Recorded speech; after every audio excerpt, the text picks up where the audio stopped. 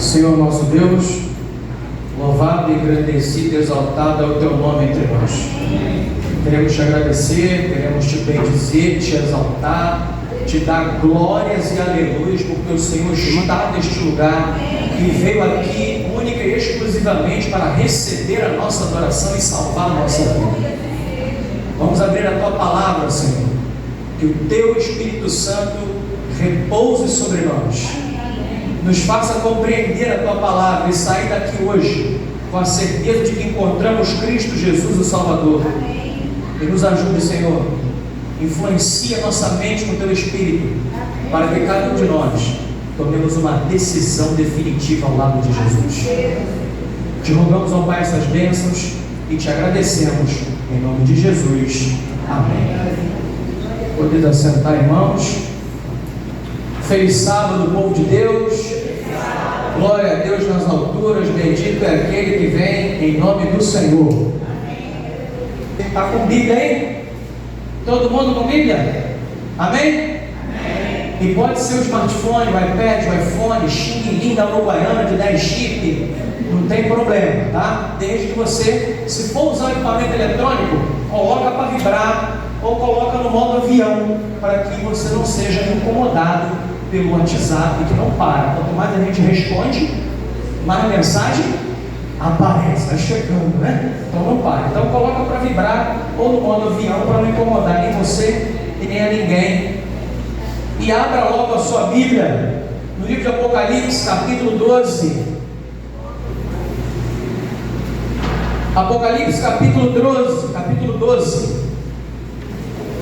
E nós vamos ler alguns textos da palavra de Deus e vamos tentar construir uma linha de raciocínio baseado no tema dessa semana toda, que é a última vitória. E você certamente ao longo dessa semana ouviu de inúmeras vitórias de Cristo sobre Satanás, sobre o pecado, na cruz, inúmeras vitórias que Cristo teve em sua vida enquanto esteve na terra, e mesmo depois de ressuscitar, continua vitorioso, amém? Porque na verdade ele nunca perde, a batalha já está ganha, e ele luta as nossas batalhas, quem luta é o próprio Cristo, e sempre vai ter vitória para nós. Apocalipse capítulo 12, versículo 7, minha tradução diz assim: houve peleja onde? Miguel e seus anjos pelejaram contra quem? Também pelejaram o dragão e seus anjos. Todavia, não o quê? Não? Aleluia! Mais uma vitória. Nem mais se achou no céu lugar, e foi expulso o grande dragão, a antiga serpente, que se chama o quê? O sedutor de todo mundo. Sim, foi atirado para a terra, e com ele seus. A gente vive num grande conflito, sim ou não? Sim ou não? Sim. Se você não sabia disso, fique sabendo. Existe um grande conflito entre o bem e o mal. E esse conflito, de acordo com o Apocalipse capítulo 12, começou aonde? Aonde? No céu. Ali diz que Miguel pelejou contra um dragão. E a Bíblia, nos versos seguintes, vai dizer para nós quem era o dragão. O dragão, a antiga serpente, que se chama o quê? Diabo e Satanás, o sedutor de todo mundo. Sim, foi atirado para a terra. Então a coisa começou onde? No céu. Mas a gente precisa entender que o dragão é diabo e Satanás. Mas quem era o dragão antes de ser diabo e Satanás? Ezequiel capítulo 28. Abra sua Bíblia no Velho Testamento, perto de Jeremias.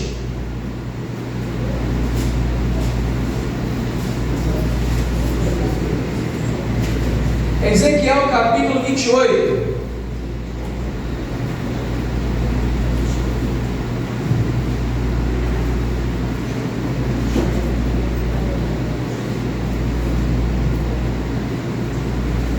Amém? Minha tradução diz assim: tu eras o quê? Tu eras o quê? Verso 14. O cara não fala o verso e quer que as pessoas acompanhem. Olha o nosso texto. Vê se pode um troço desse. O pregador não fala o versículo não, quer que o cara adivinha. Aí fica difícil, né? Ezequiel capítulo 28, verso 14. Tu eras o quê? Querubim da guarda o quê? Ungido. E te estabeleci. Permanecias no Monte Santo de Deus, no brilho das pedras andavas. Perfeito eram os teus caminhos desde o dia em que foste criado, até que se achou o quê? Iniquidade em ti. Na multiplicação do teu comércio se encheu o teu interior de violência e pecaste, pelo que te lancei profanado fora do monte de Deus e te farei perecer. Ó querubim da guarda, em meio ao brilho das pedras, elevou-se o teu coração pelo quê? Corrompeste a tua sabedoria por causa do teu resplendor. Lancei-te por quê? Por terra, diante dos reis te pus, para que te contemplem. Pela multidão das tuas iniquidades, pela injustiça do teu comércio, profanaste os teus santuários. Eu, pois, fiz sair do meio de ti um fogo que te consumiu, e te reduzirá cinzas sobre toda a terra, aos olhos de todos os que te contemplam. Querubim da guarda ungido. Você sabe o que é um querubim? Querubim é um anjo que tem 4 asas. Você sabia disso? Existem classes de anjos. Querubim, 4 asas. Serafins, quantas asas? 6 asas. Isaías capítulo 6 vai falar da visão do trono de Deus, em que Isaías vê o trono de Deus e vê serafins que tem 6 asas, com 2 cobrem o rosto, com 2 cobrem as pernas, e com as outras 2 voam de um lado para outro, clamando a Trindade: Santo, Santo, Santo é o Senhor dos Exércitos. Agora, um serafim, um querubim de 4 asas, ungido, todo bonitão, todo preparado e trabalhado nas coisas mais preciosas que tem na terra. Por causa exatamente disso, o seu coração se encheu de orgulho. Achou que era bonito demais, bom demais, grande demais, perfeito demais. Ele diz que perfeito era nos teus caminhos, até que se achou o quê? Iniquidade. Sabe o que é iniquidade, né? É pecado. Isaías capítulo 14 vai dar para a gente mais uma descrição desse indivíduo.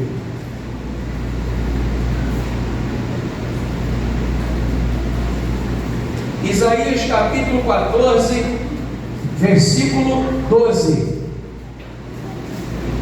Isaías 14, 12, amém? Amém, misericórdia? Opa, misericórdia aqui. Amém? Então vamos lá. Como caíste do céu, ó estrela da manhã, filho de quê? Como foste lançado por?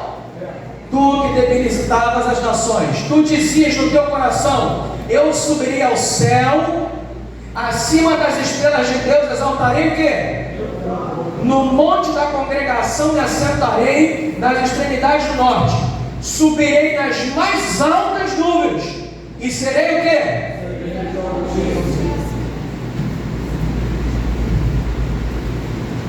Você conhece ou já viu alguém, ou já passou por isso você mesmo, de chegar num ponto da sua vida, de achar que era tão bom em alguma coisa, que não precisava mais de nada nem de ninguém? Falando sobre isso hoje aqui na lição, né? O orgulho não é como um bebê desmamado da lição, que cresce, se desenvolve, porque quando se desmama é porque ele chegou numa fase, numa idade que não é mais para mamar. Porém, ele ainda continua dependente de quem? Da sua mãe. Então ele amadureceu, não mama mais, come alimento sólido agora, mas continua dependente da sua. Quando ele se torna adolescente, aí ele acha que é super-homem e que não precisa mais da mãe nem de ninguém. Já passou por isso? Eu acho que isso é mal de adolescente, acho que todo mundo passa, não é verdade? Acha que pode subir na árvore, pular de 50 metros de altura, que machuca, não acontece nada. Pode ir a qualquer lugar, que ele é de ferro, não acontece nada com ele.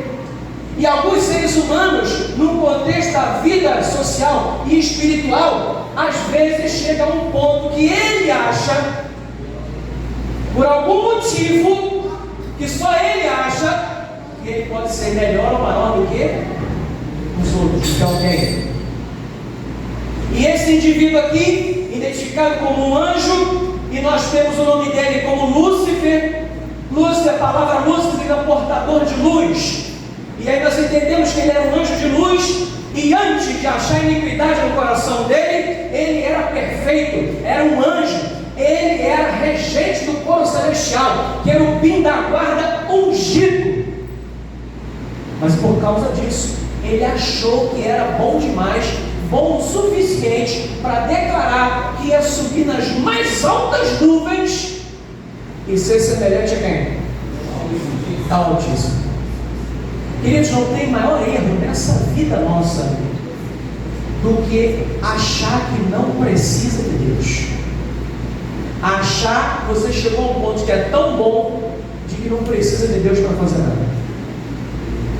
Tem gente que porque faz uma faculdade acha que agora sabe tudo e não precisa de ninguém. Que é o melhor, que é o bambambam do pedaço. Quando na verdade a Bíblia diz que a nossa justiça é o quê? Então fica uma lição para nós: dependa de Deus todos os dias. Cresça, se desenvolva, evolua, amadureça, mas sempre continue dependente de Deus. Porque no momento em que nós assumimos o comando da vida e achamos que não precisamos de Deus, a gente está cometendo o mesmo erro e pecado que quem cometeu? Quem? Satanás. E a Bíblia diz que esse anjo foi atirado para onde? Para a terra. E com ele seus anjos. O livro do Apocalipse vai dizer que o dragão arrastou a sua cauda e com ele levou a terça parte das estrelas do céu. O dragão, em profecia, é Satanás. Em profecia, cauda significa engano. Então ele fez uma pregação enganosa no céu e conseguiu enganar uma terça parte dos anjos. E todos eles vieram junto com ele para a terra. E aí o conflito que começa no céu se estende para onde agora? Para a terra.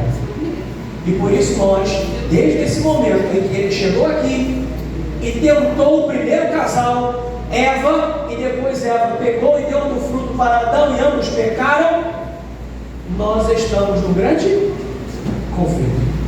O conflito começou lá, mas veio parar aqui. Então a terra está do jeito que está, as coisas estão do jeito que estão, porque a gente está num grande conflito. Do lado, Miguel, Jesus Cristo, Todo-Poderoso. Miguel significa aquele que é igual a Deus. Então por isso nós identificamos que esse Miguel ali é o próprio Jesus Cristo. Ele aparece 2 vezes na Bíblia, aqui e depois lá no livro de Daniel. E sempre para lutar pelo povo de Deus. Porque é o mais poderoso de todos. Quando ninguém pode resolver, chama Miguel, que ele resolve. Miguel, aquele que é igual a Deus. E quem é igual a Deus é Jesus Cristo Todo-Poderoso. Amém, irmãos? Aí se agora se estende para a terra esse conflito, e ao esse conflito se estender para a terra, então vai lá a serpente, em Gênesis capítulo 1, capítulo 2, capítulo 3, você vai ter o relato da criação, e logo na sequência você vai ter o casal recebendo instrução de Deus, recebia instrução direta do Pai. Ele vinha aqui na terra, na viração do dia, sábado, sentava e o próprio Deus pregava para o casal. O culto de sábado era feito no Éden com o próprio Deus como pregador. Que privilégio, não? Agora vocês são obrigados a ouvir lá para a mulher. É o que sobrou. É o que tem para hoje. Viu? Em breve nós ouviremos o próprio Cristo pregar para nós. Porque em breve ele vai voltar, tudo isso vai acabar, não vou ter que ouvir mais Eduardo, não vou ter que ouvir mais Rota, não vou ter que ouvir mais nada, vou ter que ouvir o próprio Cristo. E aí, o primeiro casal recebeu uma informação equivocada. É verdade que vocês não podem comer de árvore nenhuma. Aquela conversa fiada, né? E aí Eva foi dando papo, foi conversando, e aí falou, olha, não foi assim que Deus disse que a gente pode comer de qualquer coisa, mas essa aqui não pode. E aí Satanás falou assim, claro que pode. E se vocês comerem, vocês vão ser como Deus. O que nós lemos em Isaías capítulo 14 que o anjo queria ser? O que ele queria ser? Como Deus. Ele conseguiu? Não, porque não vai conseguir, ninguém consegue, porque Deus é um só, soberano, todo-poderoso, com atributos que nenhum de nós, nenhum dia vai alcançar. Ainda que sejamos transformados no céu, não vamos alcançar nem o dedo mindinho desse Deus todo-poderoso. Mas o intuito dele, ele passou para o ser humano. O que ele tinha no coração de Elohim, de ser como Deus, ele disse, pode comer, porque vocês vão ser como Deus. Ou seja, se eu sou como Deus, eu preciso de Deus? Hã? Não. Em outras palavras, pode comer, porque vocês vão, a partir desse momento passado, não precisar mais de Deus, porque vocês vão ser o próprio Deus, vai ser igual a ele. Eva caiu na conversa, comeu, deu para Adão, comeu também, e aí tudo se descontrolou, tudo saiu do seu contexto, e aí virou essa bagunça que a gente está vivendo hoje.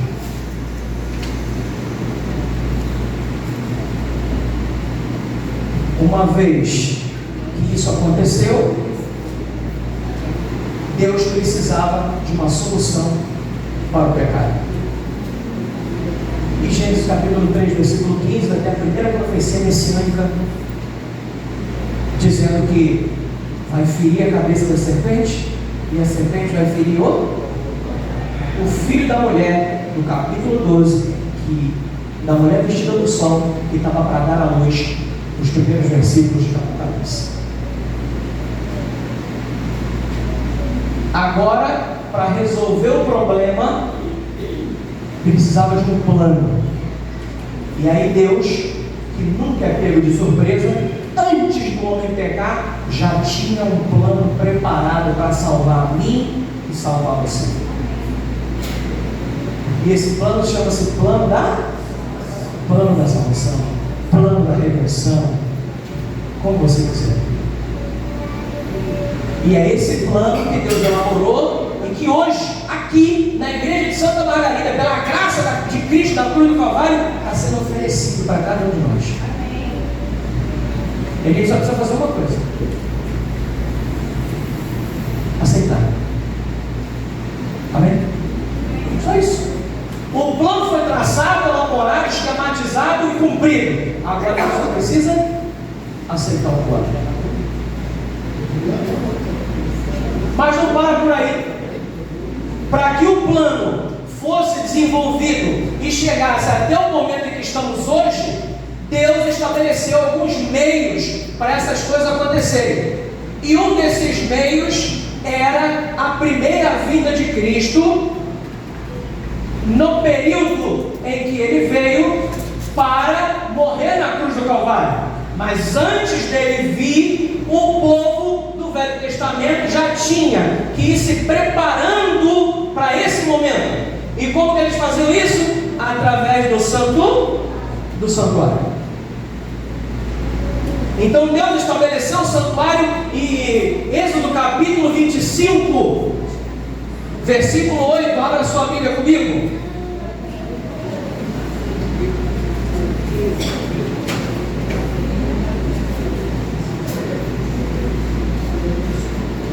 Êxodo capítulo 25, se eu não estou enganado, é o verso 8, é isso mesmo. Já não está mais tão boa assim. Não sei porque depois que eu passei dos 40, algumas coisas começaram a não funcionar mais direito. Não sei que tu já passou por isso, mas eu ainda estou tentando entender. Amém? Segundo livro da Bíblia. E me farão o quê? Para que eu possa fazer o quê? Habitar no meio deles, segundo tudo o que eu te mostrar, para modelo do tabernáculo, para modelo de todos os seus móveis, assim mesmo o fareis. Então Deus falou: Moisés, constrói um santuário que eu quero habitar no meio de vocês. E aí Deus deu todos os utensílios do santuário para Moisés. Cada detalhe, cada tamanho em côvado, que é aproximadamente 50 centímetros cada côvado, ele foi dando os tamanhos da arca da aliança, foi dando os tamanhos da mesa, do altar, do propiciatório, do altar de holocausto, da pia. Tudo Deus estabeleceu para que Moisés construísse do jeito que ele disse que era. E de onde Deus tirou esse modelo? Do céu. Aí no capítulo 25, versículo 40, olha o que a Bíblia diz: vê, pois, que tudo faças segundo o modelo que te foi mostrado aonde? No monte. Então Moisés foi ao monte e Deus deu uma visão para Moisés do santuário celestial. A partir do santuário celestial, Moisés tinha que construir um igual ou parecido aonde? Aqui na terra. E aí Moisés de fato construiu o que a Bíblia chama de santuário, tabernáculo ou tenda da congregação. É a mesma coisa. Então, em alguns momentos vai falar santuário, em alguns momentos vai falar tenda da congregação, em alguns momentos vai falar tabernáculo. E depois, quando o santuário, pela última vez em Siló, em Josué capítulo 18, foi erguido novamente, porque era uma tenda móvel, irmão. Era uma tenda móvel, montava e desmontava, montava e desmontava, montava e desmontava, montava para ficar acampado, e em volta do santuário 12 tribos, cada uma na sua posição pré-estabelecida, 3 tribos ao norte, 3 ao sul, 3 a leste, 3 a oeste, e uma do lado da outra, e a do meio era a tribo líder, tinha uma bandeira, um estandarte, uma delas tinha a tribo de Judá, tinha um leão como estandarte, uma bandeira, que é o leão da tribo de Judá, e era tudo muito organizado, tudo feito, pensado, organizado. Tinha uma doxologia, tinha toda uma liturgia, o santuário. E aí tudo era móvel. Em Siló, eles armaram pela última vez, entraram em Canaã, e aí não foi mais armado a tenda da congregação. E sim, Salomão construiu um templo. Aí a partir desse momento o santuário ganhou outro nome que também é templo. O templo de Salomão. E como que funcionava lá e o que acontecia lá? Resumidamente, para você entender, a gente chegar aonde eu preciso chegar nessa manhã com você, na vitória de Cristo, amém? A última vitória, que não é hoje, é amanhã a última. Hoje é só mais uma, amém? O santuário tinha 2 compartimentos, mas tinha 3 portas, porque um deles era o pátio. Então tinha entrada para o pátio. No pátio você tinha de um lado uma pia, uma bacia, e ali era lavado, o sacerdote se lavava antes de oficiar. Do outro lado você tinha um altar de holocausto, onde era colocado o sangue do animal e também era queimado o animal em alguns momentos do sacrifício. Depois você tinha a outra porta que dava acesso ao lugar santo. E aí no lugar santo você tinha de um lado a mesa com 12 pães da proposição, representando Jesus, o pão da vida, e também as 12 tribos de Israel. Você tinha do outro lado 7 candelabros com 7 lâmpadas, representando Jesus Cristo, a luz do mundo, e o Espírito Santo, e a Bíblia, que é luz para nossos pés, lâmpada para os meus pés é a tua, e luz para o meu, tinha essa representatividade. E depois, lá nesse compartimento santo, assim na frente, na beira da cortina, tinha um outro móvel que era um altar de incenso. E no altar de incenso, você tinha 4 chifres, e ali daquele incenso subia, ultrapassava a cortina do santo para o santíssimo, e chegava até o lugar santíssimo, e isso representava, de acordo com o Apocalipse e alguns outros textos, a oração dos santos. Esse incenso que subia. E também era necessário aquele incenso para melhorar o odor dentro do santuário, já que era aspergido sangue ali todo santo dia. E sangue, irmão, é um negócio que fede. E fede bastante. O povo da saúde aí sabe disso, né? Secou, aquele negócio fica ali, e um sol de 50 graus, batendo naquele troço, e vai dando ruim, né? Então o incenso também tinha essa questão do aroma, de também dar uma aromatizada no local. E aí, partindo tinha um véu e uma porta nesse véu que dava acesso ao lugar santíssimo. E lá tinha uma arca com a tampa toda de ouro, revestida de ouro, e tinha anjos tocando as suas asas, e um espaço no meio, e no meio tinha uma luz brilhante, um fogo que era o quê? A Shekinah, a presença visível de Deus com o povo. O povo, Deus manifestava a sua Shekinah ali, e ali era a presença de Deus. Quem podia entrar no lugar santíssimo? Quem? Apenas o sumo sacerdote. Quantas vezes? Uma vez por ano. No dia da expiação, no 10º dia do 7º mês, o dia do Yom Kippur, ali o sumo sacerdote entrava no Santo dos Santos, no Santíssimo, para fazer a purificação do santuário, e era um dia de juízo, porque o santuário também é lugar de juízo. O santuário, antes de Lúcifer cometer o seu pecado, no céu, era um lugar de intercessão, de adoração. A partir do momento que há a entrada do pecado no mundo, o santuário começa a ter uma outra fase, além de intercessão e adoração, também tem a questão do juízo.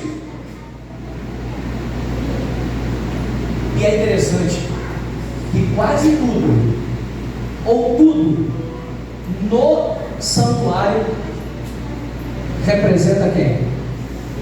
Quem? Jesus Cristo. O pão é o pão da vida. A luz é a luz do mundo.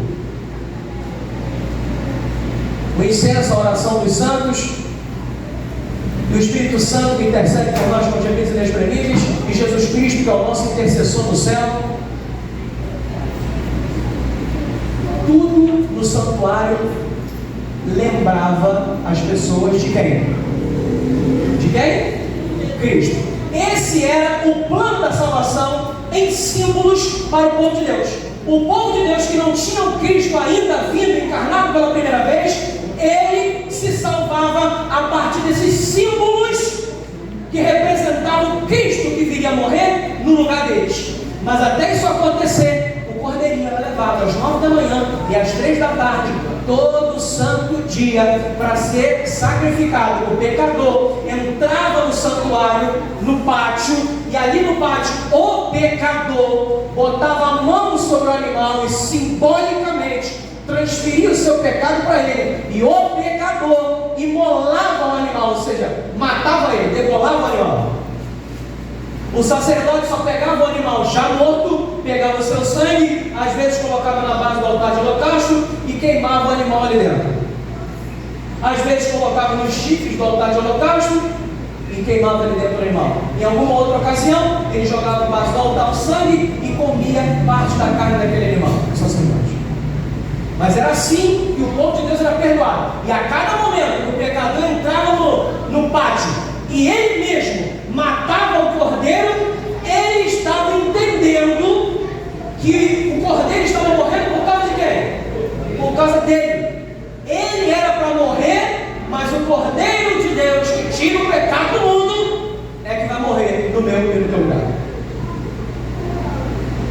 fato, o cordeiro morria por causa do pecador. Porque o cordeiro fez o quê? Nada. Inclusive, não podia ser qualquer cordeiro, tinha que ser um sem defeito, sem mancha, sem nada. Porque Cristo é o Deus Todo-Poderoso sem defeito. E para representar Cristo tem que representar direito, amém? E aí o pecador era perdoado. O sacerdote pegava aquele sangue, entrava no lugar santo e ali ele colocava nas bases do chifre do altar de incenso, e aquilo, o incenso subia e era o perdão dos pecados do povo de Deus. Mas tinha uma situação que acontecia de maneira diferente. Uma vez no ano, o sumo sacerdote entrava no lugar santo para fazer juízo. E lá ele colhia lá dentro o perdão dele, da família dele e do povo. Se ele antes de entrar lá não tivesse feito um sacrifício por ele, pela família dele, e entrasse no Santo dos Santos, o que acontecia com ele? Era fulminado na hora. Porque para entrar no Santo dos Santos, na presença da Shekinah, do Todo-Poderoso, não pode entrar de qualquer jeito. Abrindo um parêntese com isso, a igreja não é o santuário.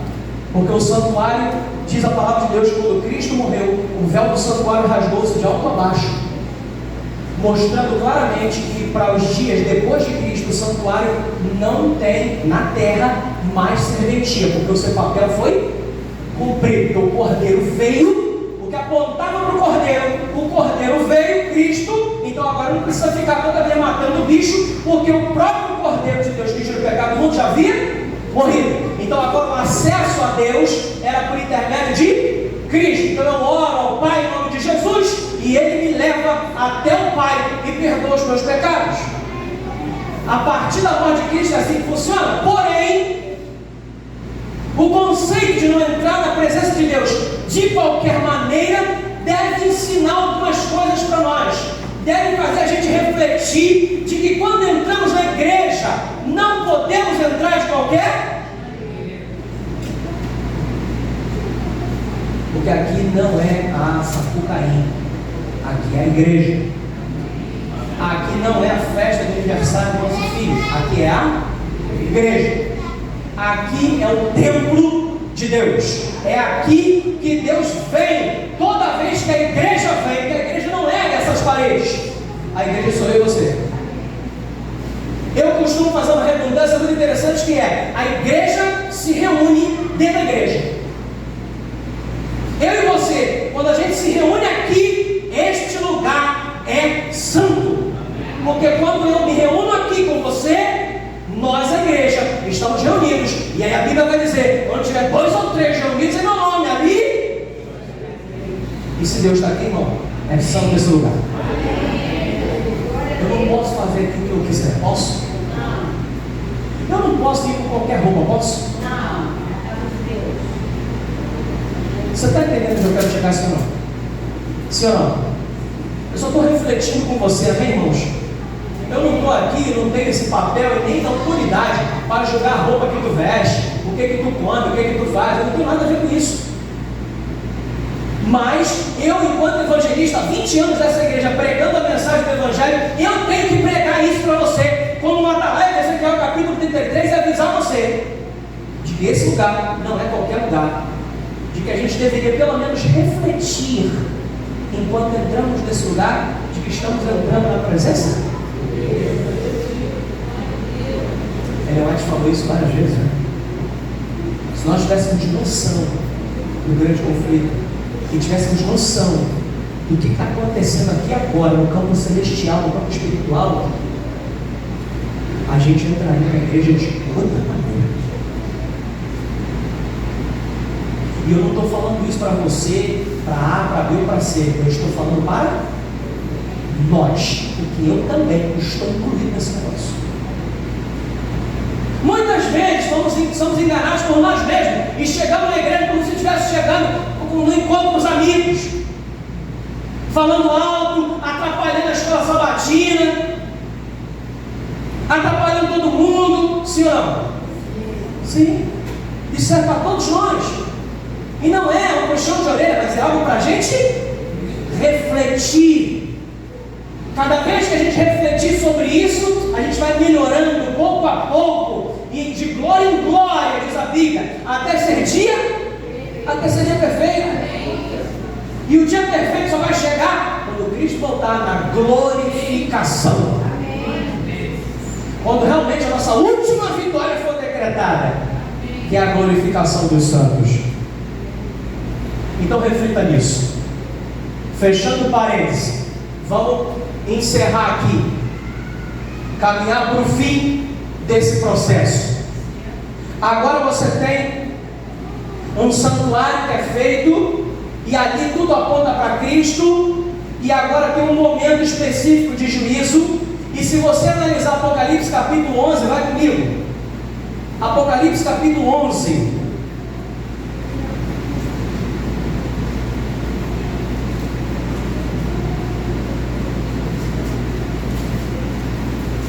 Apocalipse capítulo 11, o último livro da Bíblia, verso 19.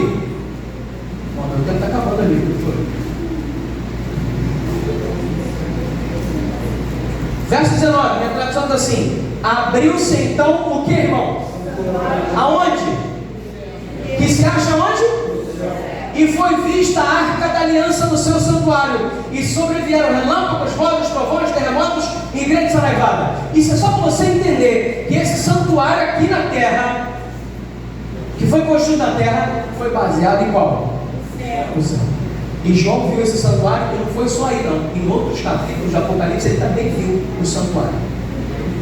O santuário, irmãos, é a morada de Deus. Amém?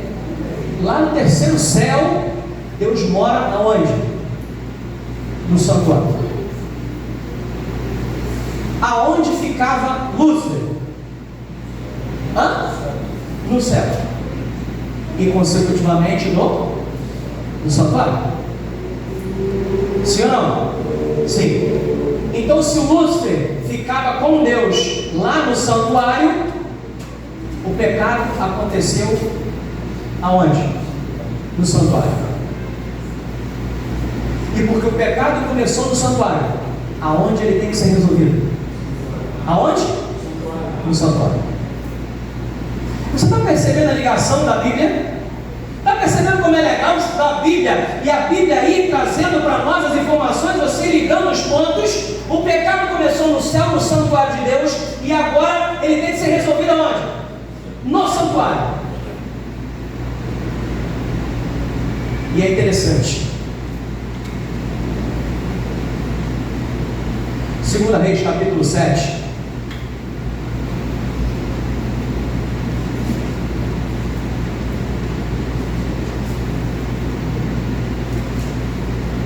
Segunda Reis, capítulo 7.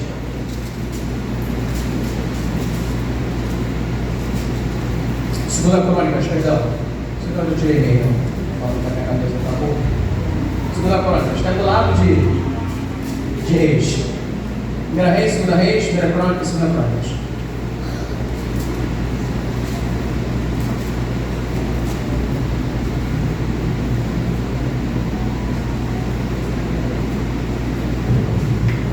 Amém? Com misericórdia.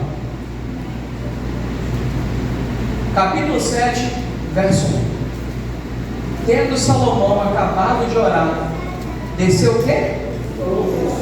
E consumiu o holocausto e os sacrifícios. E a glória do Senhor fez o quê? E os sacerdotes não podiam o quê? Entrar na casa do Senhor, porque a glória do Senhor tinha enchido a casa do Senhor. Êxodo capítulo 40.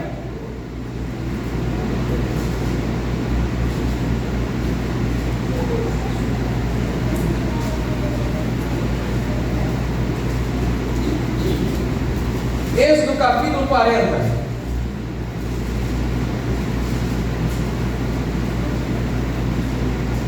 Versículo 34, segundo livro da Bíblia. Então A nuvem fez o quê? Cobriu o quê?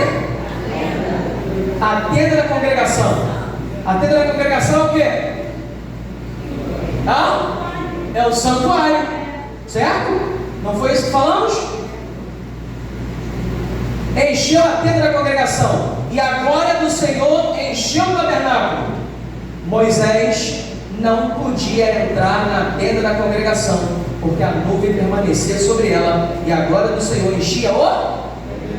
Viu que fala tenda da congregação? No mesmo versículo está falando de tabernáculo?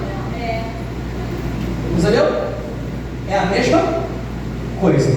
Então você percebeu que num momento específico, quando Moisés terminou de construir o santuário, então veio uma nuvem e encheu de glória o santuário. A glória de Deus encheu o santuário e ninguém podia entrar nele. Não foi isso que lemos? Num, Moisés não podia entrar, e no outro, os sacerdotes não podiam entrar. Lá em 2 Crônicas diz que veio um fogo, consumiu os holocaustos. Quando foi em Crônicas? Quando Salomão terminou de construir o templo. Então lá, ele construiu pela primeira vez, Deus veio e manifestou a sua glória.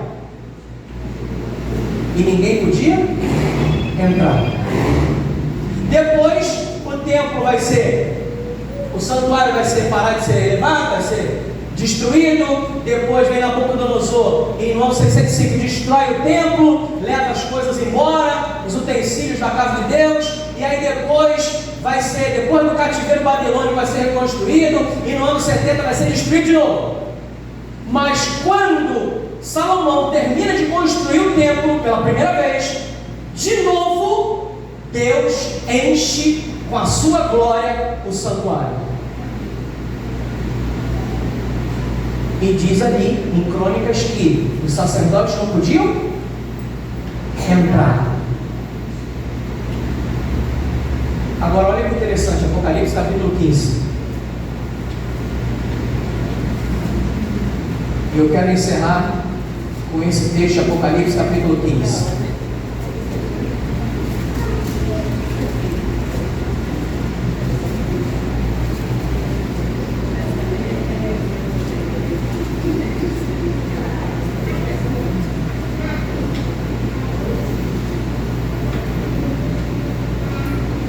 Amém? Apocalipse 15? Tem até na tela, né? Rapaz, a tecnologia está avançando.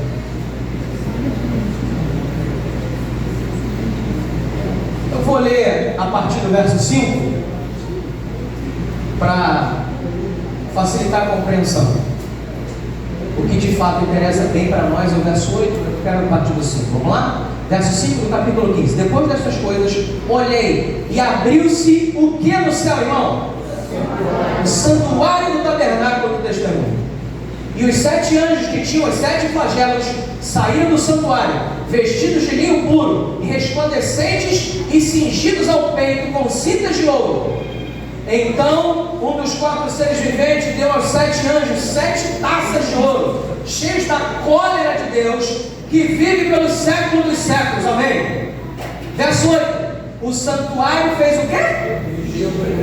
Procedente de quê? Da glória de Deus e do seu? E ninguém podia o quê? Enquanto não se cumprissem os 7 flagelos dos 7 anjos. Apocalipse lembra alguma coisa a você? Esse texto? Êxodo capítulo 40? Acabou de construir, Deus vem, se manifesta com a sua glória e ninguém pode entrar. Certo? Depois, o templo é construído por Salomão, Deus vem, manifesta a glória dele e ninguém pode entrar.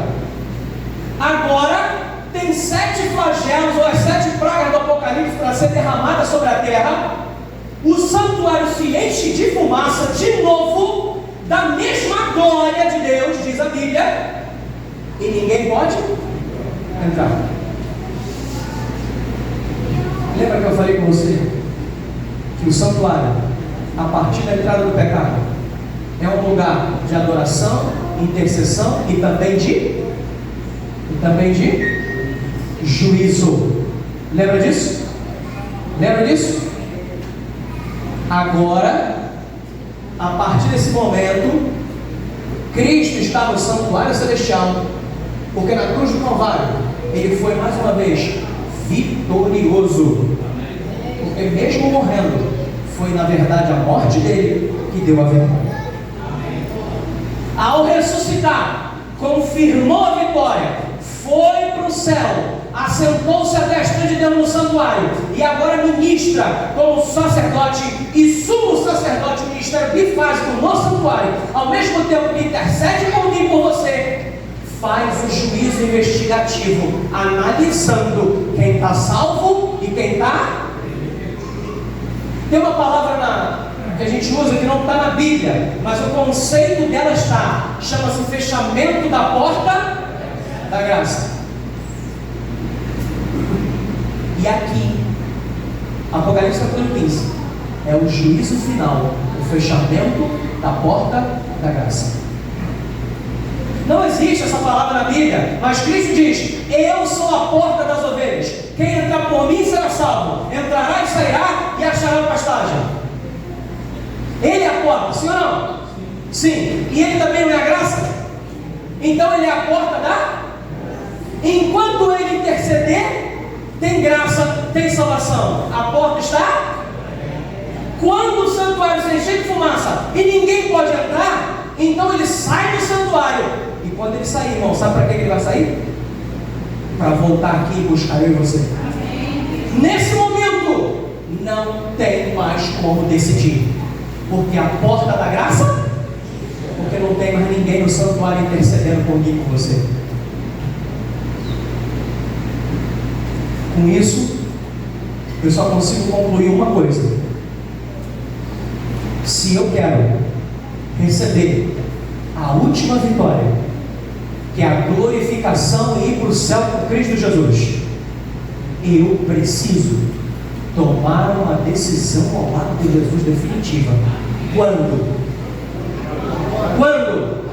Agora, porque depois que Cristo parar de interceder, a porta da graça fecha e não terá mais oportunidade. O santuário se encheu de fumaça da glória de Deus e ninguém pode entrar nele. E se você continuar lendo, você vai ver que a Bíblia vai dizer no Apocalipse que quando a fumaça entra e ninguém pode entrar, há silêncio no céu por meia hora. Irmão, raciocina comigo.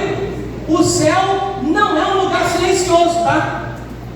Porque 24 horas por dia, 7 dias por semana, ininterruptamente, eles nem presos ao tempo estão. Adoram a Deus sem parar. Tem anjos lá no céu que não param um segundo de cantar da grandeza do Deus Todo-Poderoso. Mas vai haver silêncio. Silêncio por quê? Porque não estão mais lá. Todo mundo que está lá vai vir junto com Cristo Todo-Poderoso, com poder, grande glória, para buscar a mim e a você. A pergunta é: tu quer participar desse dia? Tu quer estar de pé diante da última vitória, que é a glorificação de cada um de nós pelo poder de Jesus Cristo? Tu quer estar de pé quando o anjo aparecer na nuvem do céu, junto com a carruagem de Cristo Jesus, aquela comitiva grandiosa, estupenda, chamando pelo teu nome? Mas, irmão, quando você vai a uma festa e essa festa tem vaga limitada, você precisa de um convite. Aí você chega lá com o seu convite e o recepcionista da festa fala assim: por gentileza, qual é o seu nome? Porque no convite tem seu nome, mas o recepcionista tem o quê? Uma lista. Tem um livro na mão dele, e esse livro lá no pedestal que ele fica na recepção tiver, tu pode ter 1000 convites e tu não vai. Irmão, tu está entendendo onde eu quero chegar, sim ou não? Sim ou não? Jesus Cristo vem para levar a gente para uma festa no céu, onde vai ter uma mesa enorme, e nós vamos sentar, vamos comer com Cristo, vamos beber água da vida, pão da vida, nunca mais vamos ter sede. É uma festa grande, maravilhosa. Mas irmão, se o teu nome não estiver no livro, tu não vai entrar. E o convite, irmão, está sendo feito a cada culto que realiza nesse lugar. A cada minuto que essa igreja é aberta e dá a oportunidade de você entrar por essas portas, Deus está te convidando para escrever o teu nome no livro da vida do Cordeiro. E é esse que Ele vai usar para chamar pelo teu nome e te levar para a festa do céu. E te dar a última vitória. Eu pergunto, já tem teu nome escrito no livro? Você já se batizou em nome do Pai, do Filho e do Espírito Santo?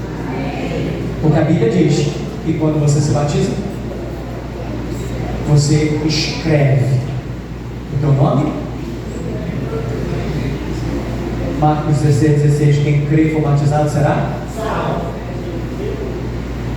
Se você é salvo, é porque então o teu nome não foi escrito. Então quando eu me batizo, o meu nome vai para o livro da vida do Cordeiro.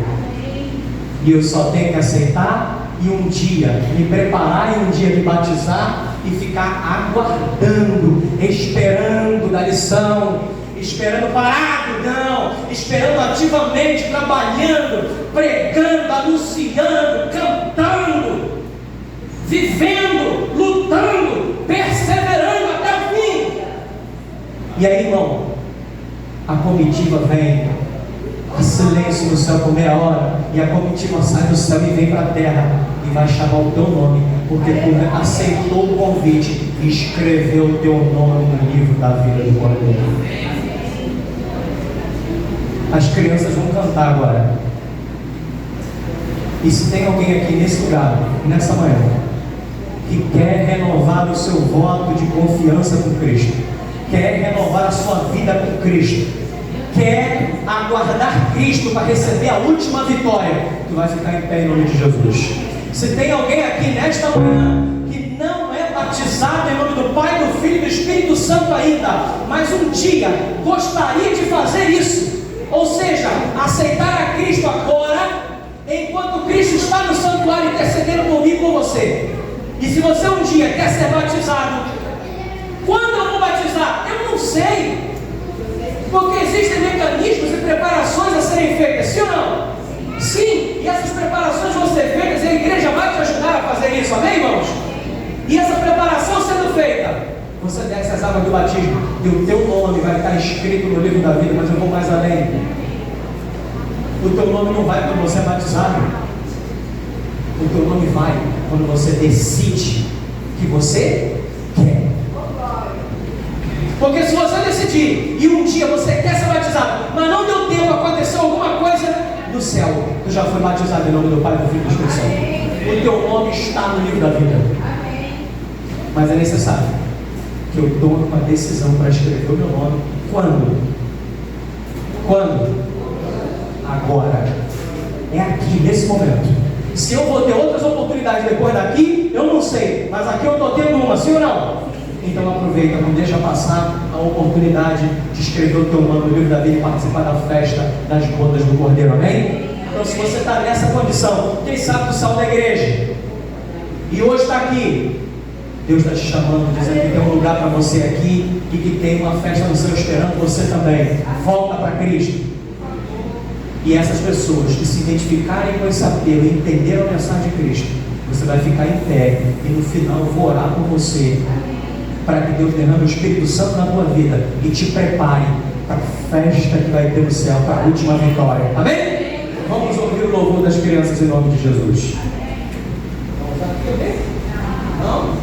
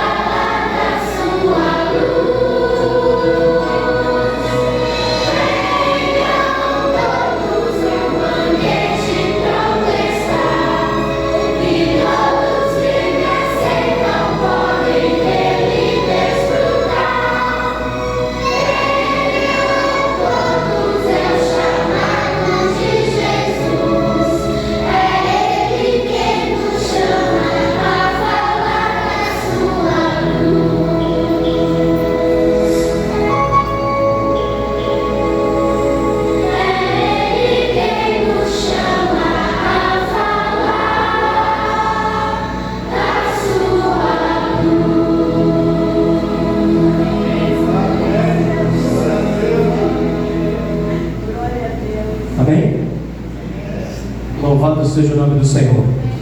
Irmãos, se esse convite dessas crianças não tocou no teu coração, não sei mais o que toca. Sim ou não?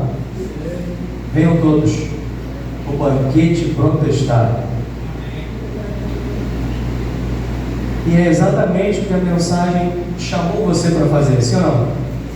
Aceitar o convite de Cristo, colocar teu nome no livro da vida, e louvado seja Deus, porque nós aceitamos o convite de Jesus.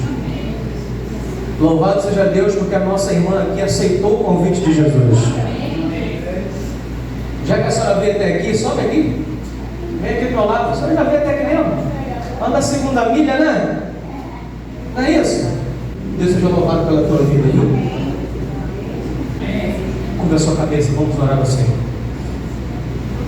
Querido Pai, louvado seja o teu nome, porque até aqui o Senhor tem nos ajudado. Obrigado, Pai, porque mesmo sem a mínima condição de ser quem somos, o Senhor nos faz quem somos. O Senhor nos molda ao seu caráter. O Senhor nos transforma e faz de nós mais do que vencedores. Obrigado, Pai, por essa porta aberta no céu, que é Cristo Jesus, o Salvador, que ainda intercede por nós e nos permite o livre acesso à graça de Deus. Obrigado, Pai, por ter vindo a esse lugar nessa manhã e salvado a nossa vida. Obrigado, Senhor, por essa igreja nesse lugar. Obrigado pela liderança dessa igreja. Obrigado, Senhor, por essas crianças, Pai. Derrama teu poder sobre elas. Quem sabe, Senhor, muitas delas, à vista dos outros, não vão ser nada e não podem nada, mas o Senhor pode tudo delas. O Senhor pode fazer delas mais do que vencedores. Senhor, confirma o nosso nome na lista de convidados do livro da vida.